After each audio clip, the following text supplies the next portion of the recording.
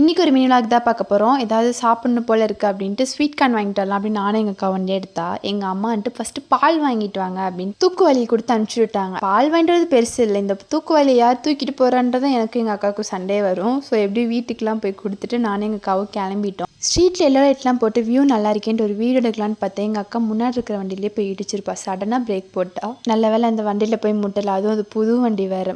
இடிச்சிருந்தானா அவ்வளோதான். எங்கள் அக்கா வண்டி ஓட்டுறப்போ அவளுக்கு பயமாக இருக்குமோ இல்லையோ, நான் பின்னாடி இருக்கேன், எனக்கு தான் பயமாக இருக்கும். ரொம்ப நேரம் கரைஞ்சி நாங்கள் எப்படியோ கடைக்கிட்ட வந்துட்டோம். ஸ்வீட் கார்ன் மட்டும் ரெண்டே மட்டும் எடுத்துகிட்டு நாங்கள் பில் போட்டுட்டு வேறு கடைக்கு கிளம்பிட்டோம்.